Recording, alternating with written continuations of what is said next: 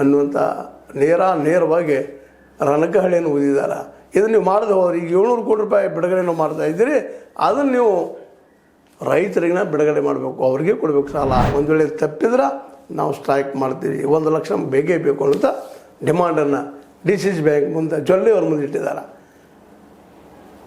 ಅದೇ ಕಾಲಕ್ಕೆ ಜೊಲ್ಲೆಯವರು ವಾರ್ನಿಂಗ್ ಕೊಡ್ತಾ ಇದ್ದಾರೆ, ಇಂಥ ಒಂದು ಬೇಕಾಯ್ದೆಸಿಯರ್ ವ್ಯಾಲ್ಯೂ ಇಲ್ಲದಂಥ ಅಥವಾ ಮಾರ್ಟ್ಗೇಜ್ ಆ ಪ್ರಮಾಣದಲ್ಲಿ ಇಲ್ಲದಂಥ ಯಾವುದೇ ಒಂದು ಸಾಲವನ್ನು ನೀನು ಮುಂದಿನಲ್ಲಿ ಕೊಟ್ಟರೆ ನೇರವಾಗಿ ಹೋರಾಟ ಕರಿತೀವಿ ನಾವು.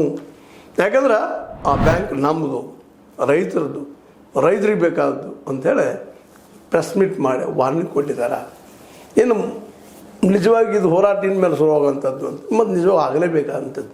ಯಾಕಂದರೆ ರೈತ ಪಾಪ ಈಗ 34,000 ರೂಪಾಯಿ ಕೊಟ್ಟರೆ ಮತ್ತು ಇನ್ನೂ ಉಳಿದ ದುಡ್ಡಿಗಾಗಿ ಇನ್ನೊಬ್ಬರ ಕಡೆ ಸಾಲ ಮಾಡುವಂಥ ಪ್ರಸಂಗ, ಅಡ್ಡಾಡೋ ಪ್ರಸಂಗ, 3, 5 ಕೊಟ್ಟದ್ದು ಹೈರಾಣಾಗುವಂಥ ಪ್ರಸಂಗ, ರೈತ ಒದ್ದಾಡುವಂಥ ಪ್ರಸಂಗ, ಇವು ಯಾವ ಸುಳ್ಳಲ್ಲ, ವಾಸ್ತವ ಸತ್ಯಗಳು. ಇದಕ್ಕಾಗಿ ಹೋರಾಟಗಳು ಆಗಬೇಕಾಗಿತ್ತು, ಸ್ಟಾರ್ಟ್ ಆಗಿದೆ, ಉತ್ಪಾದನೆ ಸ್ಟಾರ್ಟ್ ಆಗ್ಯದ. ಇದೇ ಕಾಲಕ್ಕೆ ಅವ್ರಿಗೆ ಮಾರ್ಕೆಟ್ ಸಲುವಾಗಿ ಹೋರಾಟವನ್ನು ಇದ್ರ ಜೊತೆಗೆ ಜೋಡಿಸ್ಕೋಬೇಕಾಗಿದೆ. ಯಾಕಂದ್ರೆ ಇವತ್ತು ಇದೇನು